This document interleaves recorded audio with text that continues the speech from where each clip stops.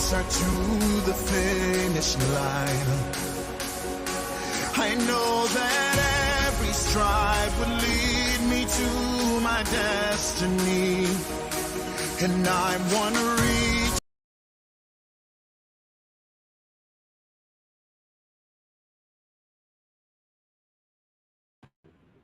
Hi everyone, welcome to another brand new edition of the SGA School Growth Academy.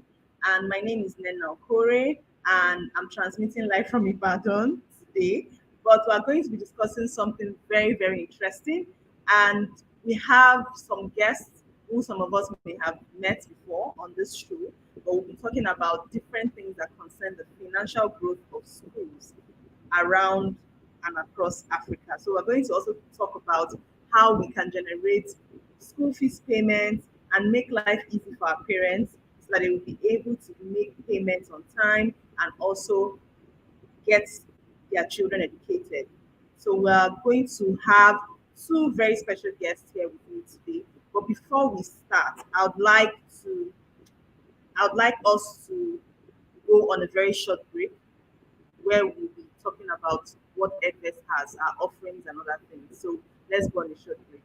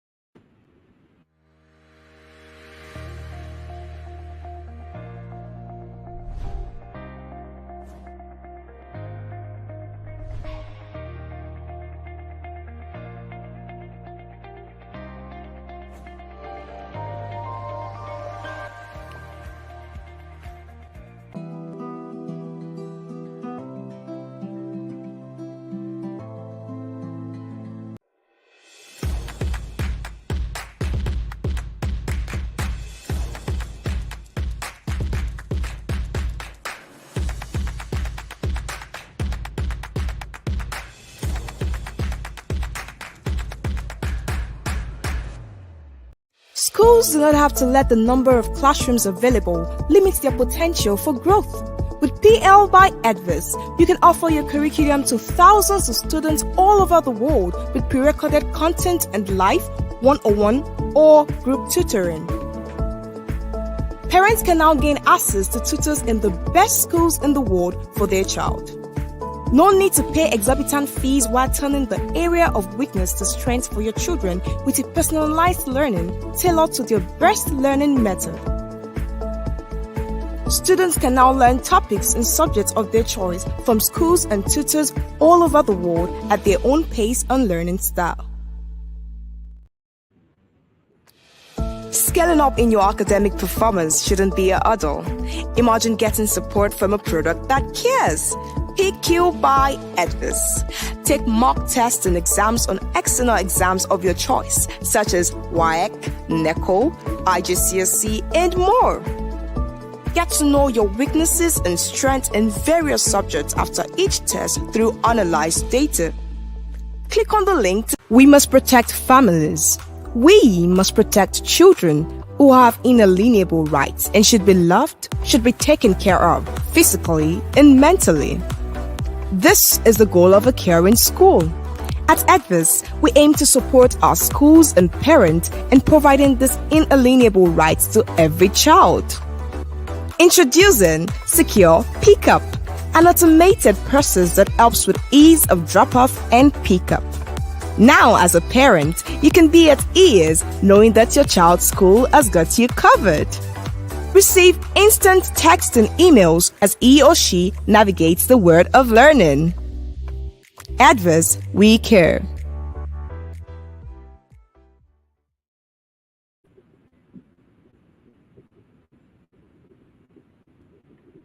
Okay, welcome back, everyone. So we're back and we're ready to go.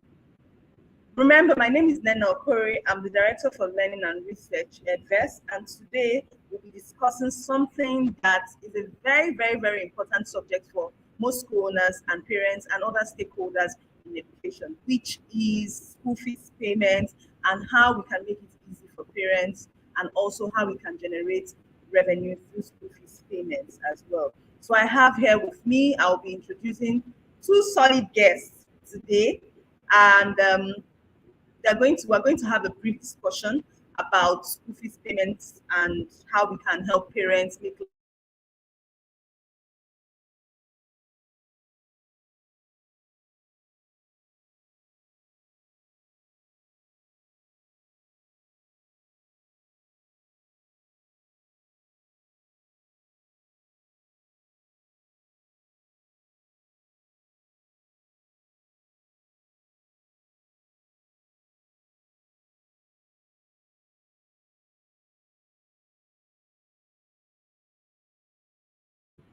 Okay, so I'm back. So as I was saying, before we start, I would like our guests to type in the chat box, the comment section, and let us know where they are coming from, where they are joining us from. Are you joining us from Lagos? Are you joining us from Nigeria, anywhere in Nigeria or outside Nigeria?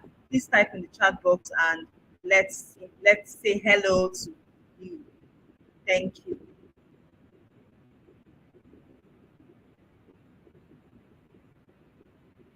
All right, so I'll just go ahead while you type in your comment section.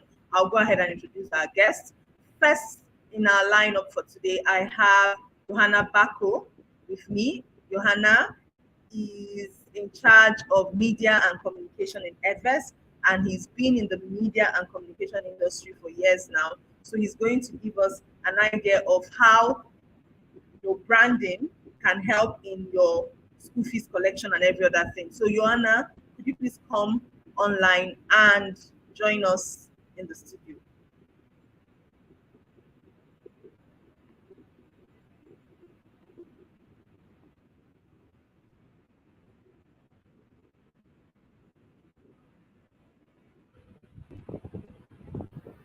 All right, Johanna is still waiting to join us. So I'll just go ahead and introduce our next guest.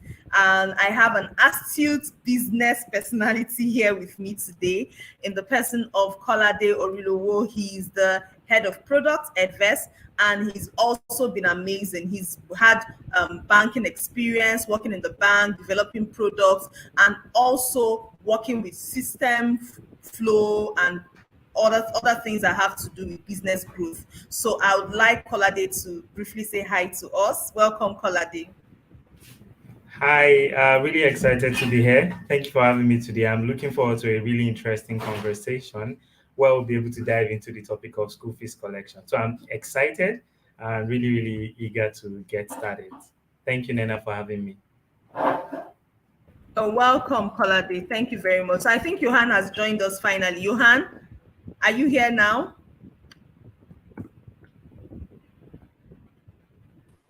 Is Johan here? Okay. All right. Hi. So I'll Good just afternoon, okay. everyone. Hi, Johan. All right. Thank you. Would the audience would like to see your face if you don't mind, so that Yes, so they my can put a network face is a to bit. the name. I'm just sorting that out in a bit. I'll be live in a All bit. right, all right, no problem. Thank you very much. So today we're going to discuss something that a lot of schools complain about and has wrecked some school businesses, and also something that it's a big dilemma for us in the educational sector because education deals with lives, when you're dealing with education, you're dealing with lives, you're dealing with the lives of young ones. So it's a bit is a profession that has to do with passion, and when you're not getting the funds for to drive that passion, there's a bit of dilemma on, should I stop this business, should I send the kids home, and so many other things. So there are lots of controversies and arguments that occur in the educational space when it comes to school fees collection. So I'd like us to briefly discuss, what do you think are some of these controversies surrounding school fees payments in Africa? I'll start with you, Kolade.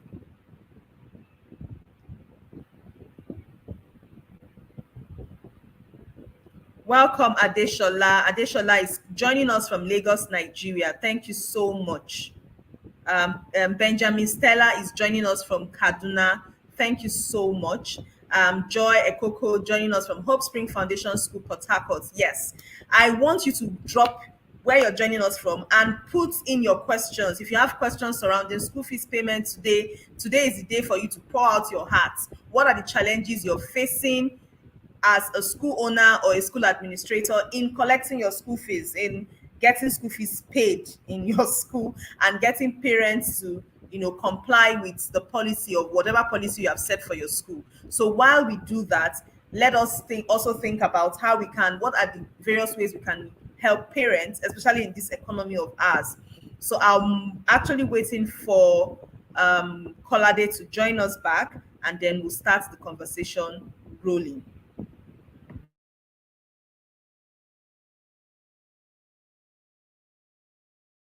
All right, Kolade. So I was asking a question, Kolade. Please, can you bring back Kolade in the studio, into the studio?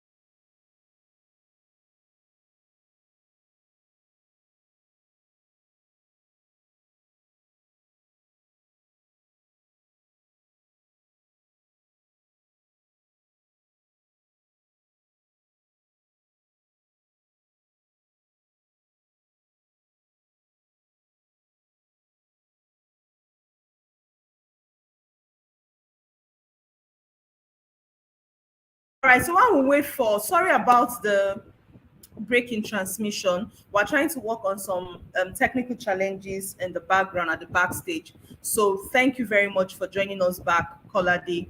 Welcome back. I guess network issues and all that took us out for a while. So I was asking, what are the major controversies that surround school fees collection in Africa? Let's start from that question. So I think there are a number of things that are issues around school fees collection, and one of the major challenges will be anytime you're talking about money is always a sensitive topic. Okay, and more so when the particular discussion is around school fees, you're not just dealing with people that have to pay for a particular service. There is also the notion that education is a service to the society itself. So there are Yeah. always the rules of argument to say, should even education be paid for or not? And because some government would rather even offer free education. So the rationale behind charging for education itself becomes a question that will bring up a lot of philosophical discussions around, should we charge for it, should we not charge? But at the end, it has to be clear that schools are organizations that run with money. Okay, the buildings will not erect themselves. These teacher salaries will not just suddenly creep up from somewhere. The generator and things have to, the diesel have to be run. Sorry, it appears like the video is glitching a bit. Let me just try and turn it No, off it's and back. fine. It's very fine. It's fine. You're Okay. good to go. So so it's important for every school owner to get that very clear that this is an organization that has obligations, okay? And in some cases, there are even school owners and school heads that are also having liabilities of like loans or equity that people have invested in the business and they're expecting some sort of return. So the core of why school fees collection has a bit of questions around it relates to the nature of the service. That education itself is like you are helping your community, and people will be like, should I pay for it? Is it priority amongst all other things? That is one leg. The other leg is also on the priority that parents pay on education. Okay, our society is still evolving. There's still a lot of things going on in our society, and education is now coming to the forefront that this is a way for you to give a better life to your child. A number of people feel education, especially by the time you begin to look at the girl child, the male child, for some areas in the country, they don't even look at education as being as important as we think about it, probably from culture or their viewpoint. So all of these dilemmas are some of the things why school fees collection is a bit difficult. But then now to also move up to the operational aspect. Now, if a school is clear, we're going to be charging for fees and all of that. How do you reconcile the payment of fees? And this is purely an operational, from an operational standpoint. When there are 50 people paying school fees, it can still be reasonably manageable. By the time the number begins to get to 100, 200, 500, 1,000, and every school owner wants the school to grow. Now, with growth comes complexities of, okay, before it used to be just 5 people that you need to follow up to pay fees. Now, if there are 200 people you need to follow up, are you going to be sitting down to be calling 200 people? Who would be responsible for that? Who would have to follow up with people that have partial payment? How do you know that this person has paid fully, this person has partial payment, this person has not paid? What class is the person in? Now, with all of this, begins to be question of, you can't just be having the school owner or just one person being involved in running after people to get payments and all of that. You now begin to think about building systems. So there is the ethical and dilemma of philosophy and how you think about education, and there's also operational challenges of managing when you have to collect funds from multiple people. So I think those would be my opening Wow. thoughts around why Yes. school fees. Why? Yes, yes. That's a bit controversial. Now, I've discussed with a lot of school owners who say that the reason why they are afraid of setting down structure around school fees collection and setting down policies, school fees collection policy, is simply because they are scared of losing their clients. You know, there's this fear that if I tell them to pay before school resumes, they may not pay. How do you address that fear?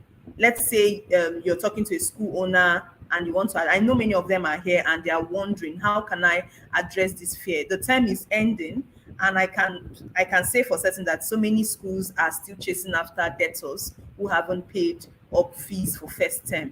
So how do you create that balance? Because that's a major fear that many school owners have currently. All right, so just to start with, we need to be clear that this particular problem is not unique to only the education industry.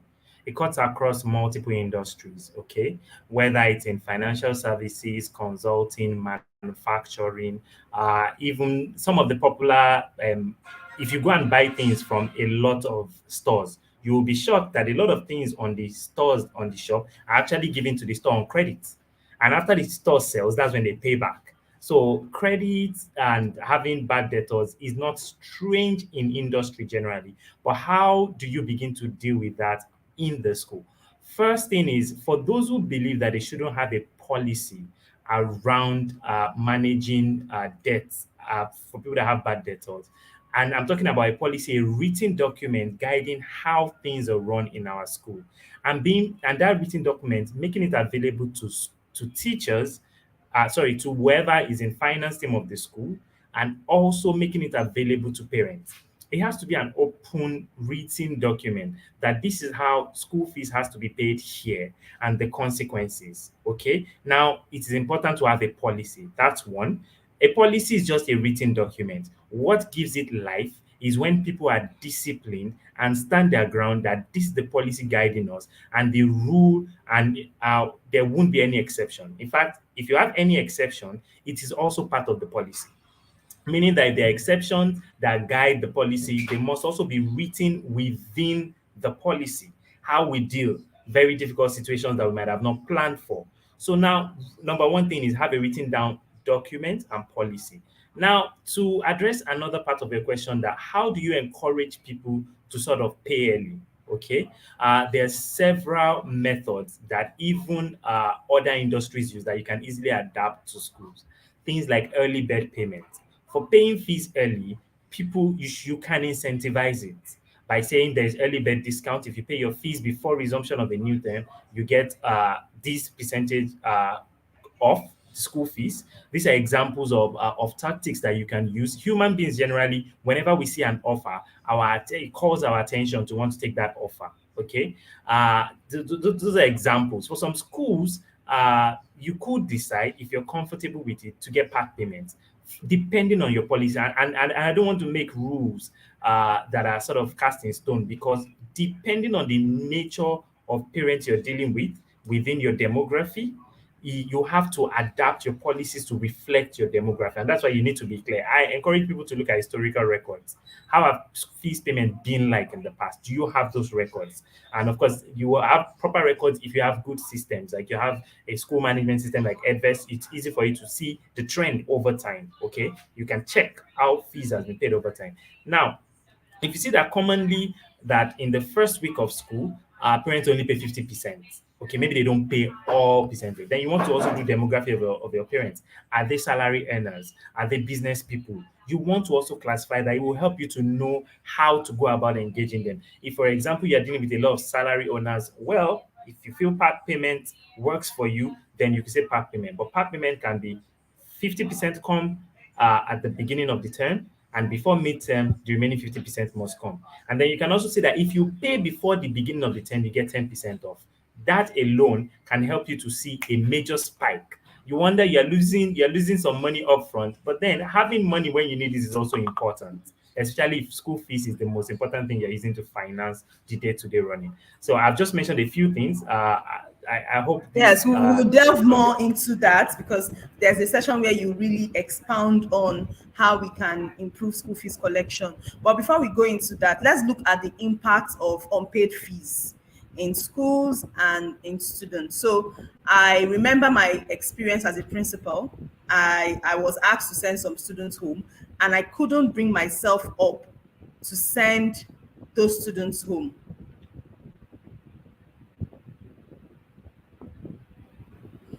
Can you hear okay. me? So Yes, I can hear you clearly. I couldn't bring myself up to send those students home because I felt it was unfair. You know, these are kids and children who are not supposed to, be suffering for the lack of payments or maybe lack of responsibility that their parents or the school has shown in one way or the other. So what are the major impacts? What do you think? We've been students before, we've gone to school before. I remember as a child then, I was asked, my dad just lost his job and we couldn't pay fees for that term. And then I was asked to go home. I think I was 7 years old then. I was asked to go home and nobody picked me. Then that was in those days. And I decided to go to my friend's house and I was entering. In fact, the place where I was going to was off the route to my house, and I was entering a Danfo bus to head over to my friend's house. A 7-year-old. We were going together. We're happy that we're not going to be in school for that day. And my dad was in that Danfo bus. He was coming home from a meeting he just had. So thank God he saw me. But I'm just looking at, I still see that those kind of things happen even in today's schools. So what are the impacts of unpaid school fees really on all stakeholders in schools? Yeah, okay. So starting from the angle of the student, having to deny a student learning should absolutely be the last possible option, and if possible, to even be avoided. Okay.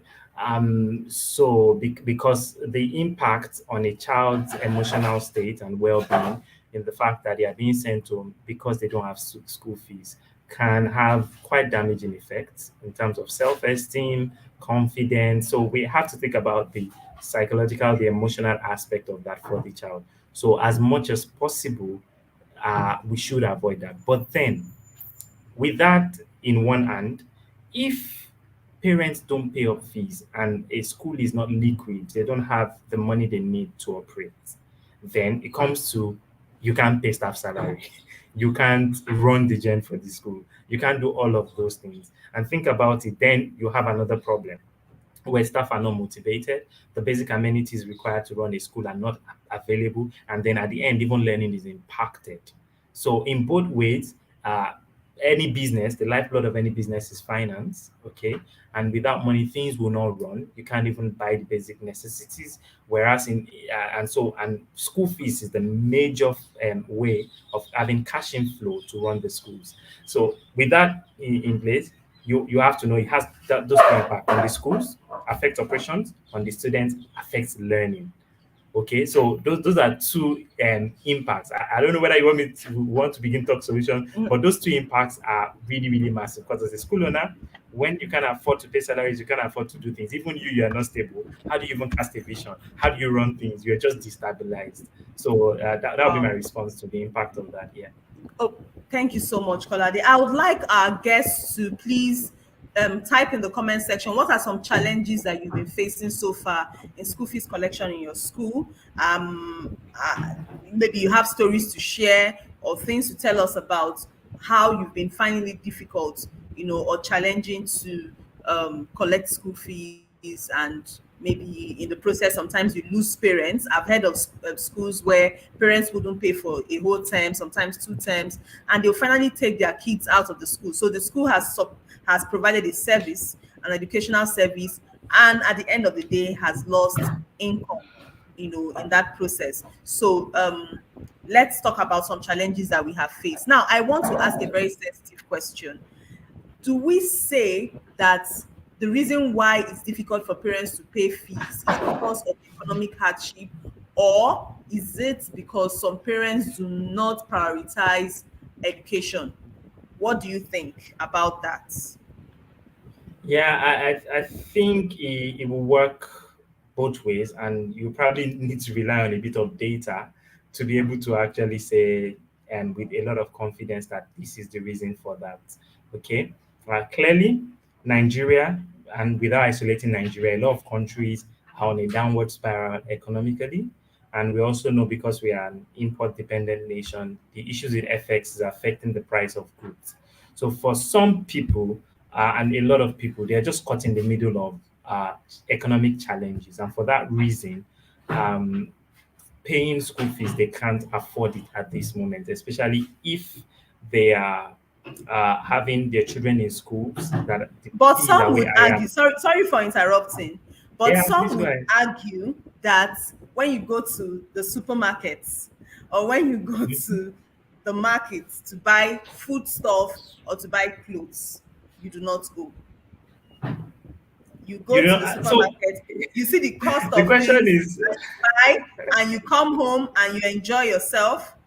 And then when it comes to school fees, economic reality starts setting in.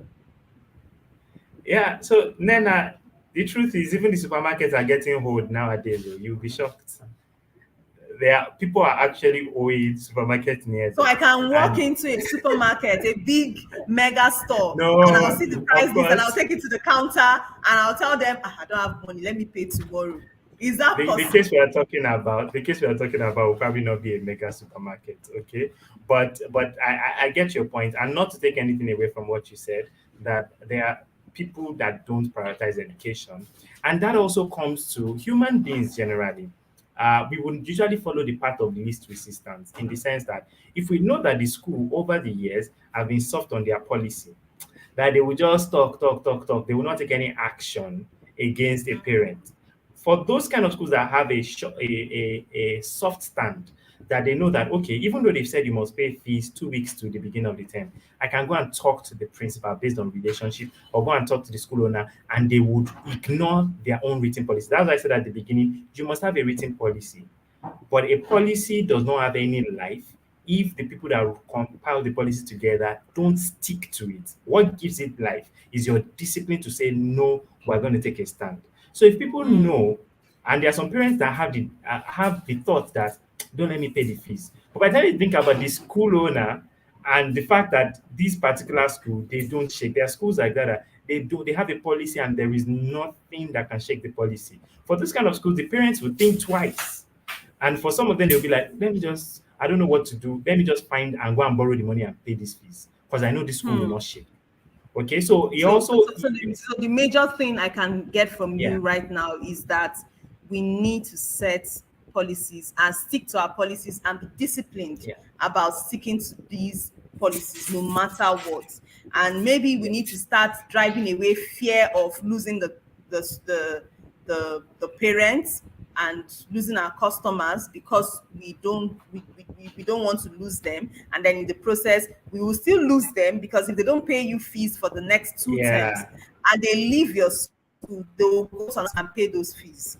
But at the end of the day, you've exactly. provided the service and you've lost your money. So we need to set our records right and also set policies that we can stand on and that we can be disciplined to follow. So who are the people who are supposed to set these policies? Because there's always a bit of argument on who exactly should be responsible for setting policies that concern, that concern school fees collection.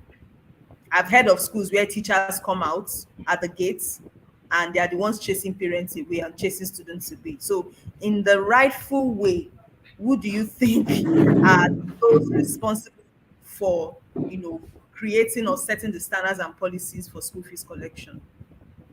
Okay, so I will take, so in terms of who sets, and I also want to talk about enforcement. Okay, so in terms of Yeah. setting, this is basically an operation, a defined operational process that the leadership, the management of the school at the highest level have to set.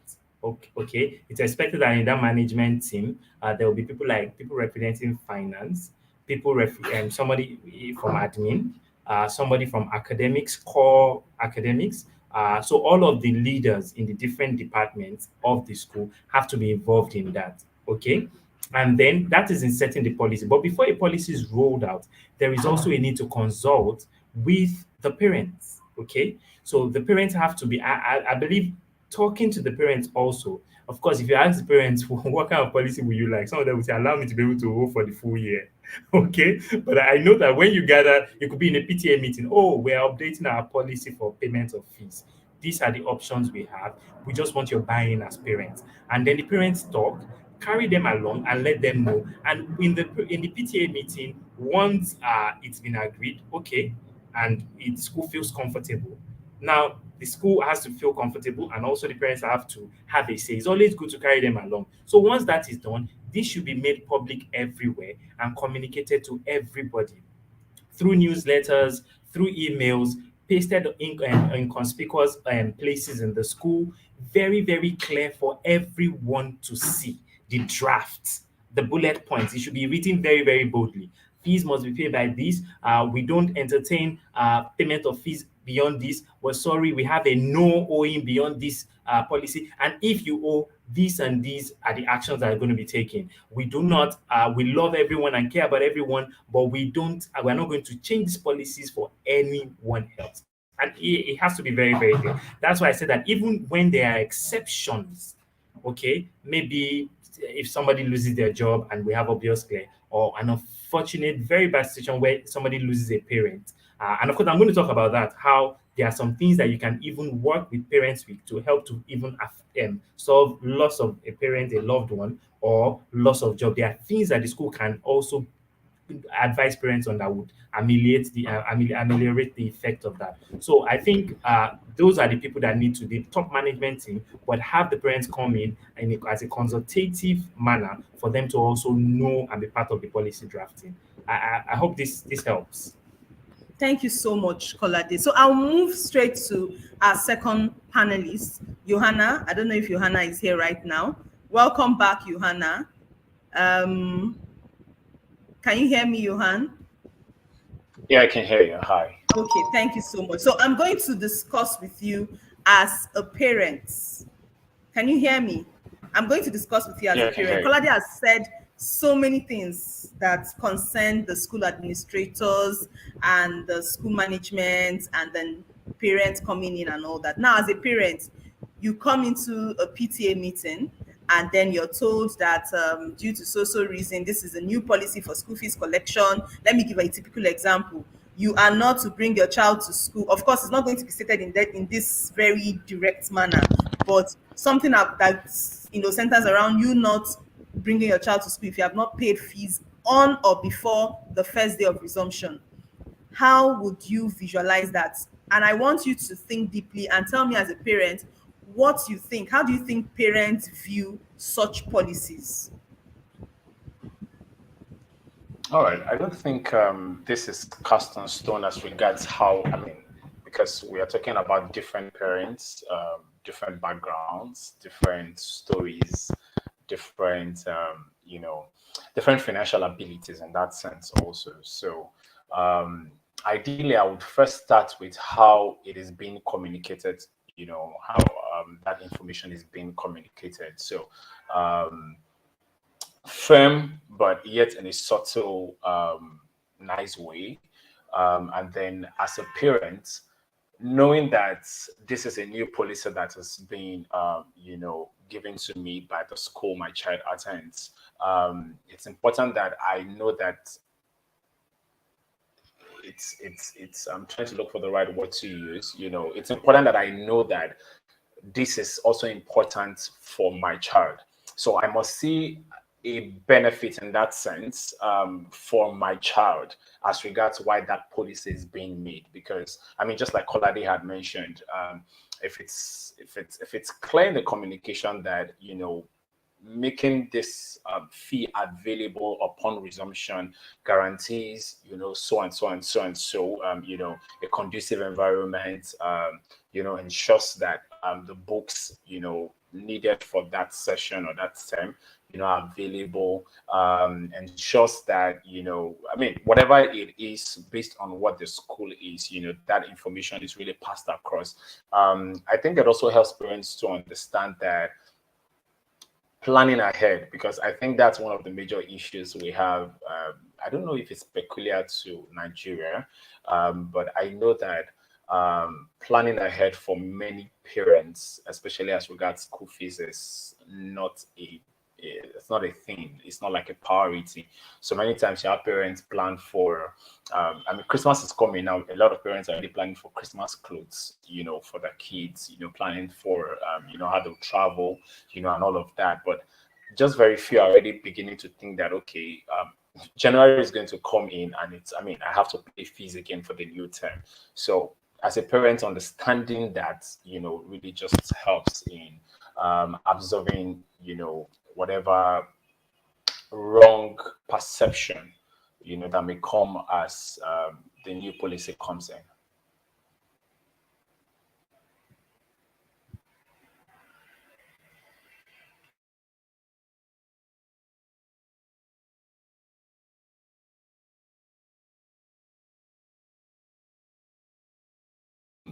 Thank you I very don't know. much, Johanna. That was very insightful. One of the things that I could get from your speech was that we need to create an avenue where parents can start learning how to plan.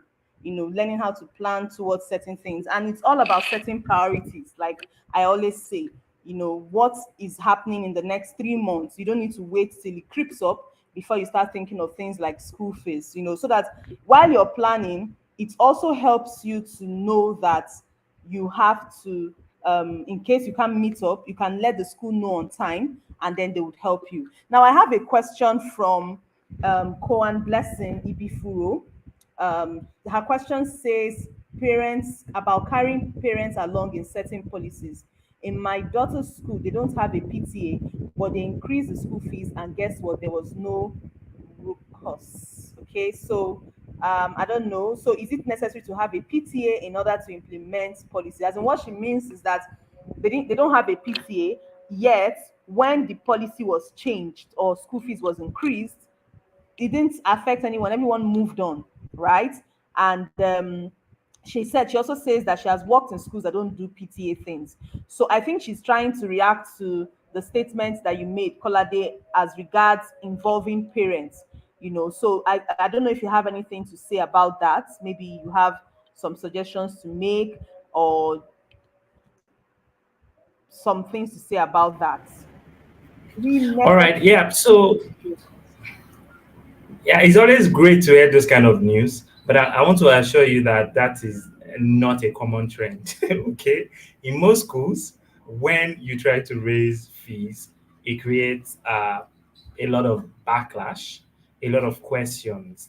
Okay, but of course, there's also the foundation thing about profiling your parents, and at the beginning, when you want to start out your school, it is all, or if you, even if the school is already a mature school that has been running for years, there is nothing wrong with sitting down and profiling your parents again. Okay, what kind of parents do we have? How price sensitive are they? They are depending on the type of product you're offering. Some products, some people are very price sensitive, that even an addition of 2,000, 3,000 will cost a lot of things. And there are some products that even if you put 100,000 on it, they probably wouldn't complain because they feel that they're getting a very good bargain. And that is a function of the kind of parents you have.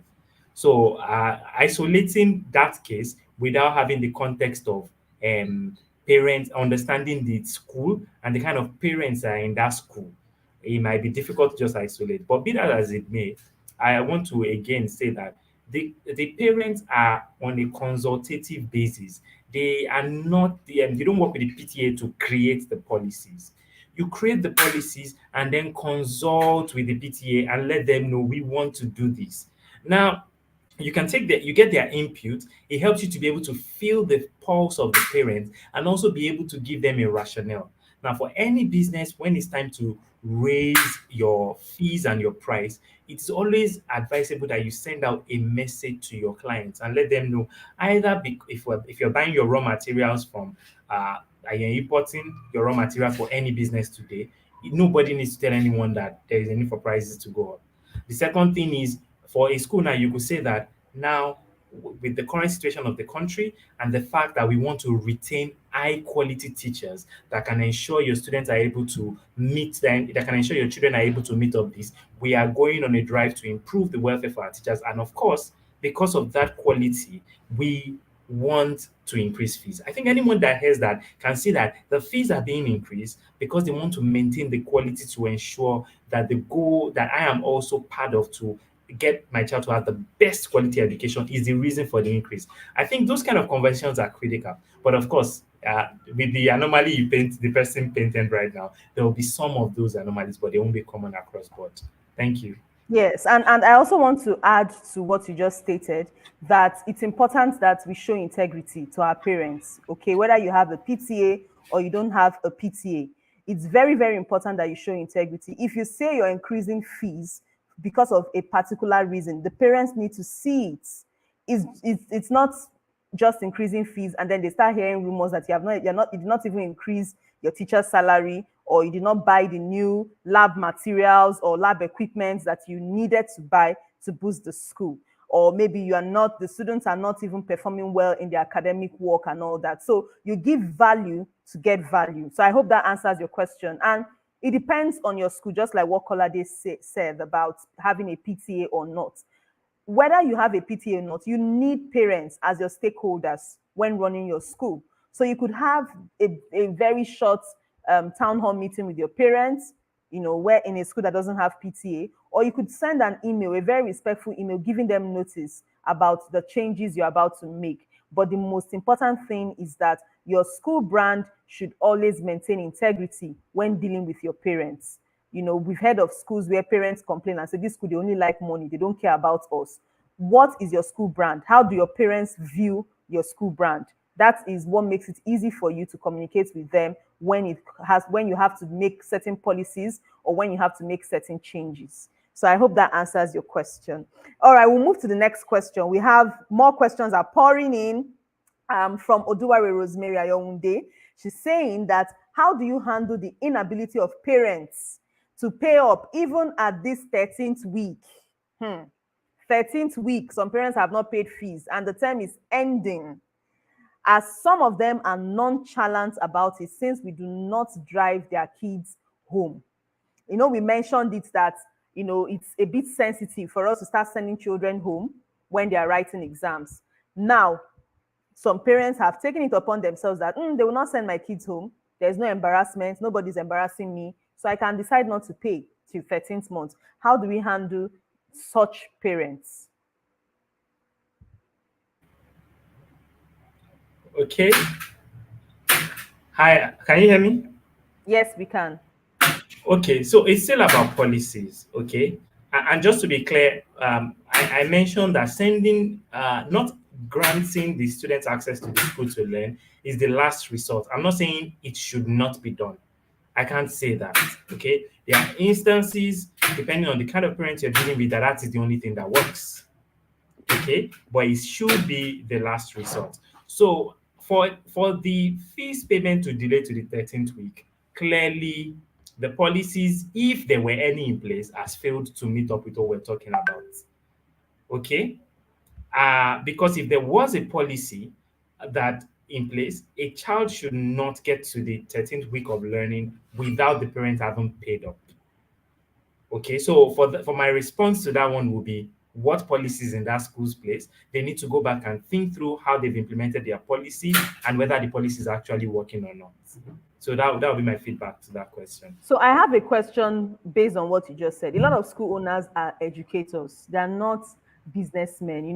Most times I've done a little research about people who start schools, and some of them just started with the passion of, I just want to make a change. I just want to, contribute my own quota to the educational sector. And so many of them do not even understand all these policies, buhaha, you're just talking about. You understand? Maybe those who have worked in structured organizations before opening their own schools, or those who are legal people, legally minded people, may understand all the things you're saying. Now, how can you help a school to even understand what a policy is and how to set up their policies? Okay, so I would say passion is very great and important in running any business, but it is the operation processes that will sustain it. Okay, passion will only help you to go through. You don't have operation, you will have passion, and things will still crash. A lot of people that are wonderful, passionate about education, their schools have run down and they have to move on despite the passion. So now, when it comes to policies, it's not a complex thing. And let me even try and bring it up. We're just talking about a written document. Usually shouldn't be more than an A4 paper in the real sense, okay? That just states that here at ABC schools, okay, we expect that fees should be paid beginning of the term, and 100% should be paid beginning of the term. But in the event that due to circumstances a parent is unable to meet up, then we would allow delay till second week in the term. If you pay before the beginning of the term, you get also discount. And then if you cannot pay and you're extending your payment to the second week of the term, then everything you need to pay has to come in the second week. I'm not using the right words right now, just word it. And then by the second week, if unfortunately you're unable to pay, if you decide that for your own, it could be that the children will not be allowed in. That could be an example for it in that case, okay? And we say that, okay, unfortunately, because of the fact that we need to do this and this and that, we won't be able to allow the students to partake and use the resources of the school within that period, pending when the parent pays.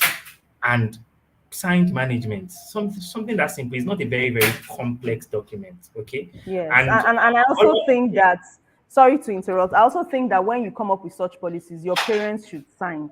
Parents should sign. It creates this contractual relationship between the school and the parents because they know that they've signed it. And even when they can't meet up, it's easy for you to tell them, and then they can come back to you and say, I can't meet up at so time. Can we have this special arrangement? We're going to be talking about that very soon. So I'm sure many of us are waiting to hear about the partnership Edves has that can help your parents to reduce and limit the time that it takes them to pay your fees.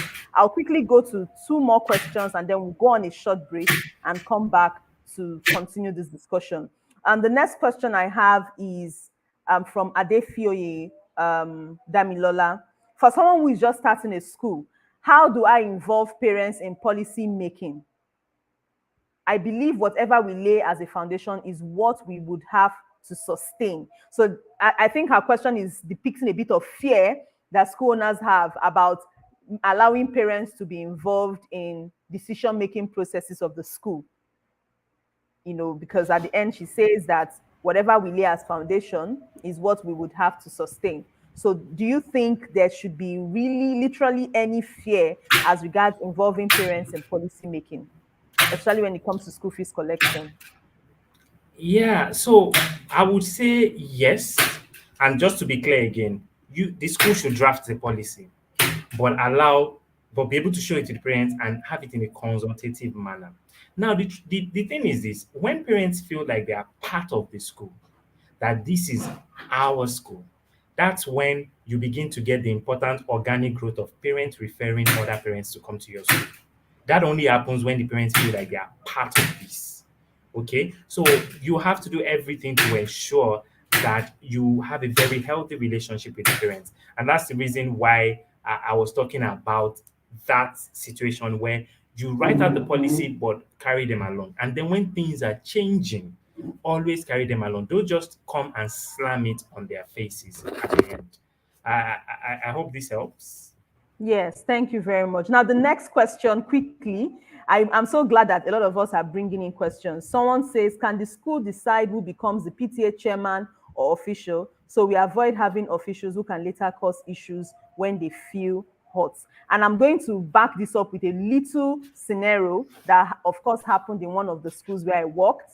A PTA chairman couldn't pay fees for that term and did not bother coming back to the school to give an account or say, okay, this is why I can't pay. Can you give me more time? And then I think something happened thereabout. Maybe the accountant called him and told him that he shouldn't come to school the next day with his children so that until they are able to pay the fees. And then the PTA chairman or the PTA executive was so upset and said, upon everything I've been doing for the school, despite all I've been doing for the school, you still decided to treat me this way over school fees and all that. So I think I understand what Folake is actually trying to ask about when it comes to selecting a PTA chairman or official. So I don't know if you have anything to say about that briefly before we go to the last question and then we'll go on a short break. Yeah, it still brings us back to the policy document. You know, I said that in your policy document, if there's an exception, you should state it there. If you have an exception saying that PTA chairman can owe school fees to the end of the term, then that's the exception. Okay. So if it's not in your policy document that the PTA chairman or chairwoman can owe fees, then sorry, it's cut across board. Even for the school owners, okay, that has their own children in the school, they must pay fees. We must understand that the school is a separate entity, and that's why the principle of having organizations recognized as a separate entity from the owner, from an accounting standpoint, from finance, from a legal standpoint. You can sue a school, but you're not suing the school owner because they are two separate entities. Same thing, the school is a separate entity from the school owner. That is just a role. Okay, so it has to be clear. What applies to everybody is the same, no exception, unless your policy says that there is an exception. Thank you. All right. Final question before we go on a short break. In a scenario where parents are not responding to the school fee payment, this is from Chinwe, by the way. In a scenario where parents are not responding to the school fee payment drive, and they come, this is very funny, and they come very early to drop their children in the school without looking. That's maybe the parents comes by like 6:30 a.m. to drop the children. What can the school do to handle such? A parent hasn't paid school fees and there's a school fees drive and then school fees payment drive, and then they come in early when they know there will be nobody except the security in school to drop their kids so that nobody will have the mind or the temerity to send their kids home. What can the school do to handle such? Like I said, this topic is very sensitive. Okay, so if it's and in setting up policies, unfortunately, I didn't have time to talk about the enforcement of policies. Okay. For example, when I was in secondary school, you get a clearance. There is a card that is a clearance card that you have to present when you want to enter the school. Each student, whether you're in a car with your dad or you're coming in walking, you have to present a clearance. And clearance is only issued to people that have paid fees. So if you haven't paid your fees Hmm. at the gate, you don't even have a clearance to go inside. This is a good idea. Okay, Hmm. so Hmm. and of course you can imagine how long ago I was in secondary school. So this was done years ago. So you have to also think about the enforcers. Is it at the gate point that school fees payment is to be enforced? The policy has to state it. Okay, is it at the classroom when the child is seated that you want to enforce it? I probably won't encourage that. Okay, because you don't want Hmm. embarrassment when people are already in classrooms. So you need that. All those things have to be specified in your policies. For the school I went in, I attended. The policy was clear to everyone. So there wasn't anything. Once you don't have clearance, don't even bother. You don't even want to come to school without your clearance. Okay, so this is an example of how you can achieve that. Wow, I hope we're jotting down points. I've gotten a fresh idea, clearance card.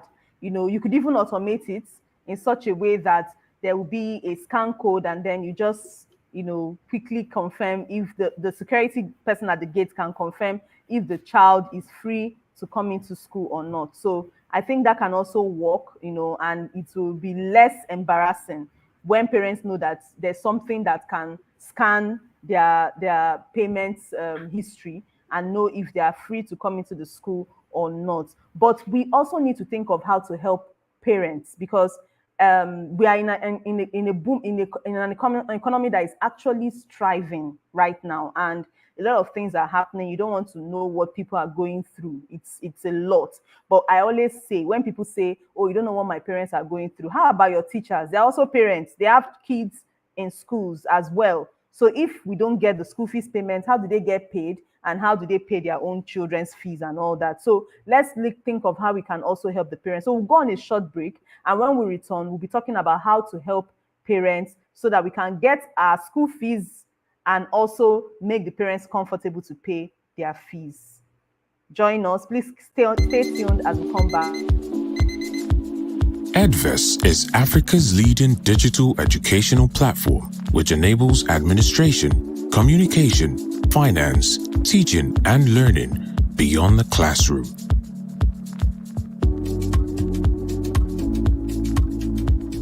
Edves allows you as a parent to access and track your child's academic reports and personal growth at any time, giving you a better understanding of your child's academic performance. Have a nice day at school. We give you the security and reassurance you need to excel in your daily activities and manage your financial obligations to your child's education.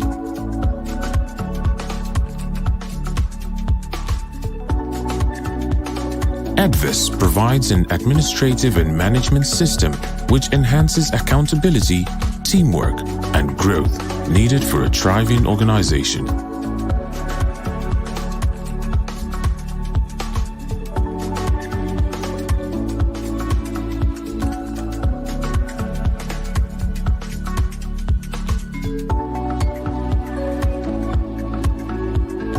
Which brings perfect results.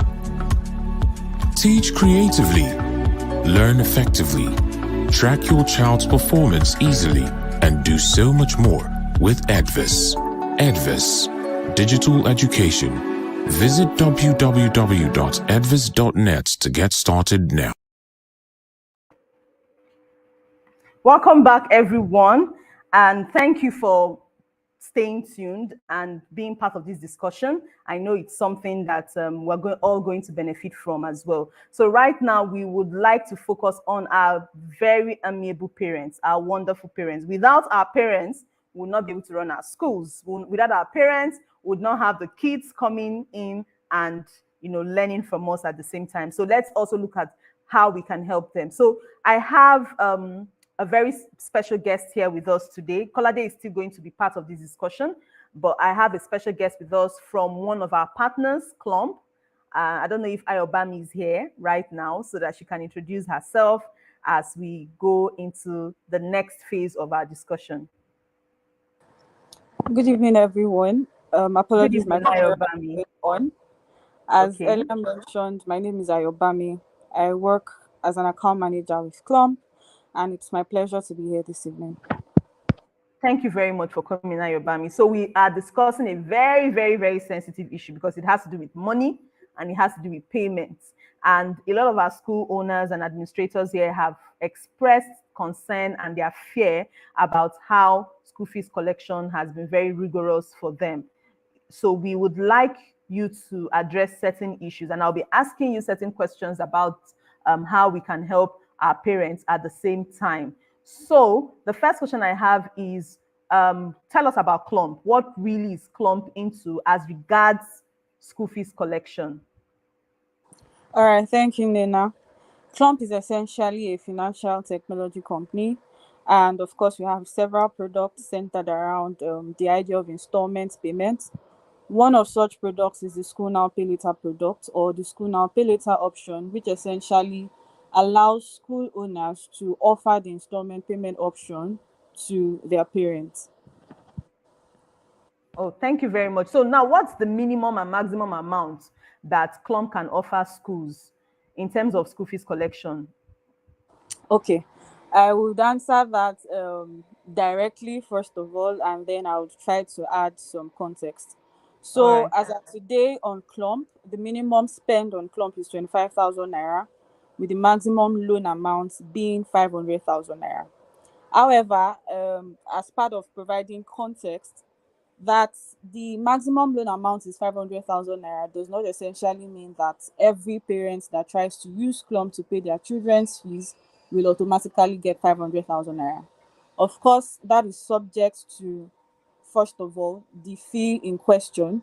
The fee could be lower than 500,000 naira or higher than 500,000 naira, which of course begs the question of, what if my child's fees is more than 500,000 naira? In that case, you would only be able to cover up to 500,000 naira of that fee. Of course, we can discuss this in a bit more detail in another setting, but that's just a summary of it. And then also, as part of eligibility, cash inflow into the parent's account for the past 3 to 6 months, amidst or among other factors we'll be looking at, would also determine what a parent is eligible for at the end of the day. So eventually you could be eligible for 500,000 naira, which is the maximum loan amount, or you could be eligible for lower than that. Okay, thank you very much. I would like to also find out, as a school owner, because definitely you won't be dealing directly with the parents, you'll be dealing with the schools under Edves, because we're partnering with Clump as it is right now and some other financial companies at the same time. So I would like to find out, as a school owner, what kind of documentation would you need to enable them access this on behalf of their parents, and also to enable them also bring their parents into this contractual relationship? Okay, so on the part of schools, essentially what we're checking is that the school is, first of all, a recognized and legal institution, as authorized by the appropriate authority. So we understand that there are quite a few documents or authorization that schools get. So first of all, we would want to ensure that the Ministry of Education or the appropriate authority has recognized that school as being fit to operate. Also, we would like that the school owner or the person representing the school has a valid government issued ID, because as part of the sign up process, we would want to see that the face behind the school or the person representing the school is actually who they say they are and that they are credible. We would also need a valid email address also for the person representing the school, as well as a valid phone number, just so we can communicate with them. Oh, thank you very much. And then let's get to the nitty-gritty of interest repayment plan. What's the repayment plan like, and at what interest? Okay. So essentially, our model is paying for being you make a first installment payment of, or you make a first down payment rather of 25%. So at Clump, we like to see the amount due for a certain product or service as a whole of 100%. So that 100% will be divided into four equal parts. That is 25% for each of the four parts. The first 25% is payable at the point of checkout. That is at that point where or when a parent has indicated interest to use Clump to pay for their child's fees. At that point, the parent is required to pay 25% of whatever it is that they're paying for. That carries absolutely no interest. You're merely paying 25% of the value of your child's fees. Then you're left with 75%, which in other terms is 25% in three equal parts. Now, for each of that 25%, which is payable monthly for 3 months, there is an interest rate of 4% monthly. So that means that in month one of the installments or in month one of the repayments, you're paying 25% of your child's fees plus a 4% interest rate. Same applies to month two and month three. Again, all of this can be plainly seen right at the point of checkout. So we don't have any hidden charges. You can immediately see what is payable from that point where you initiate checkout. You'd also see everything that is required of you in terms of requirements, and you can decide to proceed or not. Okay, so just talking about this, and another question just popped into my head because I'm sure now that some schools have heard that we're partnering with Clump, there's this feeling of, oh, now Edves can give us loan and all that. So please, can you please clarify, is the fund domiciled with Edves or with Clump? Please, let's clarify so that our audience can get it straight. Is the fund you're going to be giving out to parents domiciled with Edves or is domiciled with Clump? Okay, just for the avoidance of doubt and to provide some clarity, the fund, in this case, the 25% initial payment is domiciled with Clump. Again, this is because we understand that if we were to allow the schools collect this down payment, it could create some administrative mess. Because how then do we determine who has paid what, when they paid what? We already have our own dashboard that essentially allows the user, in this case the parent, to see what they've paid, when their next repayment is due, and all of that. So just to ensure that there's that efficiency, there's clarity, and everything goes as it should be, the initial payment of 25% is domiciled with Clump. That money doesn't go to Edves. It comes to Clump immediately. And even at the point of checkout, when you're required to connect your bank account to, you would see that it is being connected to Clump and not with Edves. Thank you very much for clarifying. So Edves is not giving out loans. What we've done at Edves is to partner with relevant financial bodies such as Clump to enable you as a school make your school fees collection seamless. So if you would like to be a part of this and you want your school to benefit from this as well, and you also feel like this is the best time for you to get your parents' loyalty and improve your brand visibility by showing that you care about your parents, then it will be good for you to come on board Edves and be a part of this as well. Thank you very much, Ayobami, for telling us more about Clump, and we look forward to an amazing partnership with you. Thank you very much. Thank you so much, Nena, and thank you, our esteemed school owners, for having me here. Thank you. All right, so we're going back to Kolade right now. Kolade, we've not finished our gists about school fees collection. Finally, now we know that schools now know that there's a body that can actually help them drive school fees collection and school fees payments at minimal cost. Imagine 4%. If a parent goes to the bank, no bank would give that parent 4% if they want to pick a loan or something. But we know that things happen, and a lot of times parents might find it difficult to pay. So we have decided to partner with Clump so that if schools need this kind of solution to help them in generating school fees payments, you as a school owner will just relax. You just relax, your school fees has been paid, and then the organization will continue the discussion with the parents as they pay instrumentally. And I think it will also help your parents, it will reduce the bulk. Imagine a parent who has to cough out a lot of money um, every term. So that will give the parents a chance to be able to plan better and to be able to work hand in hand in partnership with this financial company, with Clump especially.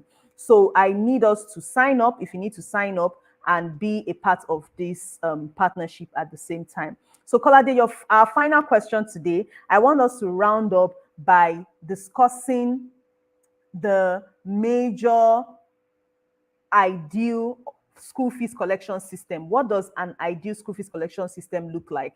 And I want us to focus on the acronym SAFE. We talked about this acronym when we talked about financial management in our August, that was, I think, August webinar. Yes, we talked about financial management there. So I want us to reiterate this concept so that some of our school owners who are just joining for the first time, or those who may have an idea about it but still want to learn deeply about it, let's talk about it. How should an ideal school fees collection system look like?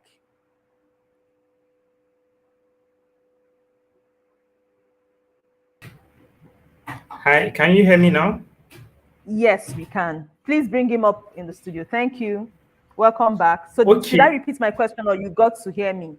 I got your question. I got your question. All right. So All in right. terms of having an ideal system in place, first thing I would like to say is that keeping manual records on paper, writing on paper can be a tough ask in this current state that we're in. It's number one, the challenges where you have to be physically with the piece of paper to be able to check what you need, to be scrolling through, to be going through series of paper to get out the information we need. All of that does not make that experience nice. So first thing I want to say is that it's advisable we move digital at this stage so that it's easy for you to be able to see all that you need to see about what students, with a click of a button, you should be able to see all your defaulters, how much each person is owing, so that there is no confusion. Now, so just piggybacking on what Nena mentioned around the acronym SAFE, which talks about systems, affordability, flexibility, and efficiency. So I'm going to start by saying you need to have a system in place, okay? The policies that you've had, of course, you need to develop a system around the policies. And what are we talking about here?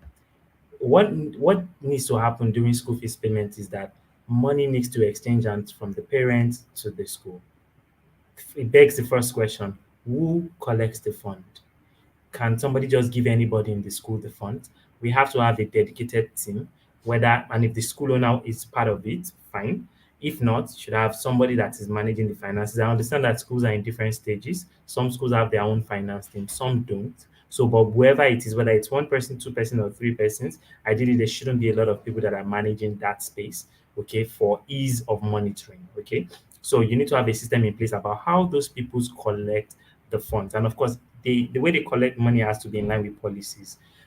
Samples of standards and policies. We don't collect cash for school fees payments because cash is easy to misappropriate. Okay, if I were to say I give in 100,000 now, the only proof that I gave her that money is because of both of us that are there when that fund is exchanging hands. Okay, to ensure we reduce fraud and create a good control system, think about taking transfers. You notice today bank transfers are things that people can do anytime. In fact, think about if you receive cash, you have to take your cash to the bank to go and deposit. You are incurring cost of actually moving that money into the bank. So all of those things are things you should think around. Now, also in terms of standards, when money is being transferred to the bank, question is who confirms that payment has come in? If somebody use card payment, possibly you have a system that people can pay with card and all of that. Who confirms that the money has been paid? Who issues out receipts? All of these things have to be documented in standards and policies. Okay, around the responsibility is 1-2%. They have to have a role given to them. You could call them school fees receiving officer or whatever. It could be a teacher or whoever is doubling as that role. When they are in that role, they are in that role, depending on the size of your school. And if you have a finance team, fantastic. So you mentioned these are the only people that you can pay to, and you tell everybody if the payment is not made to this person, the school cannot tell you that they collected fees from anybody. You'll be shocked that there are people that have paid fees to a teacher and the money never got remitted to the school. You would be shocked. So don't let's leave anything to chance. Have that system in place. Now, if you have a school management system like Edves, it makes things a lot easier because it moves us to the point of visibility. When payment is made, at what point do all the stakeholders, the management, the school owners see that that payment has been made? Okay. If it's SMS alert you're waiting on, you probably can only send alert to one or two persons. But if you have a system like Edves, once that payment is made on the platform, on the Edves platform, which is just you send a payment link to the parent, they can use their card, they can use their bank transfer, they can use USSD to make payment, and then all the stakeholders that need to be notified get emails with the receipt and evidence of that payment, and that payment also settles into the school's account. Those are some things that the platform helps you to see. And then the next thing is also that you must have very strong record keeping where you can see at a very straightforward glance all the list of people that have paid, the date they paid, and all of those things. So those are standards and policies that we need to put in place. Even if you are saying you don't, some parents insist that they want to pay with cash, you can also record that cash payment on the system, and all the people that need to be notified get notified, including the parent. So that transparency of all the people that need to know that fees have been paid is critical. Second thing is also thinking about affordability. And this comes to you profiling your parents, okay? If you set up a school for a long time, it's slightly different from a new school. If you're in the new school, you have to do a bit of research. What is the average income that people earn in the neighborhood you want to serve? Each school serves a neighborhood or an area, unless it has a boarding house, which could expand more because you can keep students in boarding house. But if it's a day school, then you have a vicinity. How much do people earn in that vicinity? How much can they afford to pay for school fees? What are other schools in that vicinity charging? And then even for the standard, what you are offering, are you bringing something that nobody's offering, which will permit you to be able to charge more? You need to think about that and ensure it's affordable. Then second thing is flexibility. Flexibility can be looked at in two ways, okay? You don't have to force everybody to pay with POS or force everybody to pay with bank transfer only. You can create several options. And the beautiful thing that I mentioned also is irrespective of the way they are making that payment, okay, you need to be able to see the record. Everybody needs to be able to see that record. That transparency is critical. And also, you could say, okay, for some schools are rigid, they say you must pay 100% at once. For some schools, they say you can spread. Remember, back to policy. You must have a policy that guides your own decision. Then lastly, the efficiency. A number of things I've talked about now talks about efficiency, the speed with which you can quickly reconcile payments. I don't think you should take anybody on any school owner listening to me today at the stage we're in terms of technology evolution. It shouldn't take you more than 5 minutes to know how many debtors you have in your school. If you need to know it right now, it's probably just to turn up a system, open up, log in, and check. But if you still have to call someone and be making inquiries, who is doing, then there is a lot of room for improvement. And I hope that even at the end of today, all of those things, if you want to have more information, of course, you can reach out to any of our team members. They'll be able to guide a lot more on how to make these things in one click. So that'll be my response to this.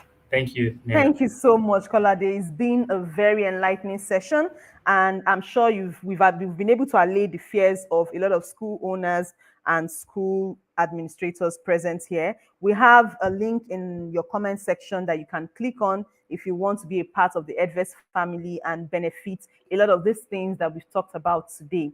Remember, at Edves, we're trying to reimagine education, and our sole business is to make schools happy and make all stakeholders of schools happy so that we can have a seamless education and build the future of our generation. So thank you so much for joining us today.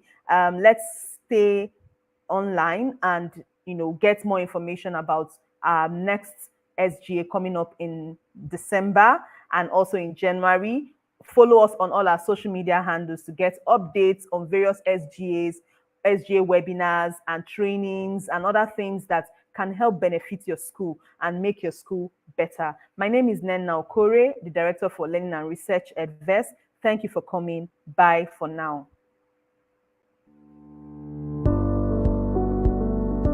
This used to be me. Not anymore. With Edves, I can oversee and access all my school records from any part of the world. From a single dashboard, I track enrollments, monitor e-learning activities from homework uploaded to video lessons shared, as well as e-notes and CBT. I view payments inflow at a glance, monitor performance, and track attendance. Running a paperless school and reducing operational costs is possible with Edves. Edves CBT makes conducting school exams seamless, both online and on the school premises. It gets better. Parents can monitor their children's performance and pay fees. Amazingly, the days of being owed by parents are over. Parents can access school fees loan and you get paid in full. Students have access to assignments, video lessons, e-notes, quizzes, virtual classes, and over 160 math and science simulations. Beyond all this is Edves' amazing support. It is top-notch. Over 1,300 schools across 10 countries in Africa use and love Edves today. To see a free demo, log on to www.edves.net/free demo. Use Edves today.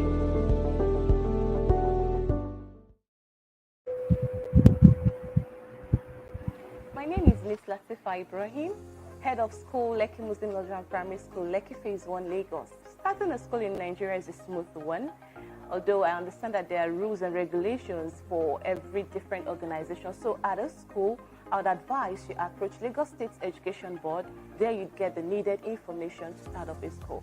And managing a school, I would always advise school owners around me to always reiterate their vision and mission. And then when you have challenges, you can always take that to help you out. I heard about Edves through the IT personnel, that's Mrs. Adigun, who attended one of your trainings. Since we started using this Edves platform, I have been so particular about one outstanding result, and that has been with our result management. Before then, it's been a whole lot for us, but since Edves can, on board, we've always had a smooth result management, and it's outstanding. I appreciate that. Experience with Edves, I just have a word. It's been all encompassing. Like every aspect of the school is been captured, and it's been smooth all along. For now, in all sincerity, I've always had issues with doing a lot more of paperwork. But since we had Edves on board, or we boarded Edves platform, it's been a smooth one. It's been paperwork reduced, even to the least thing you can ever expect of a school. And yes, Edves has been there for us. Technology, like I always tell people around me, is here, and it's going to be advancing by the day. So for every school owner, we should know that it's going to affect every aspect of our teaching and learning. And for elementary, that is Lekki Muslim Nigerian Primary School, it has helped to enhance learning and teaching. Education infused with technology. You can say an acronym of EduTech. It has come to stay. And then we all need to adopt it and know that it will get to a point where we'd all have an enhanced self-learning tools with education on board, with technology on board. Then we're good to go. What are you still waiting for? What are you doing?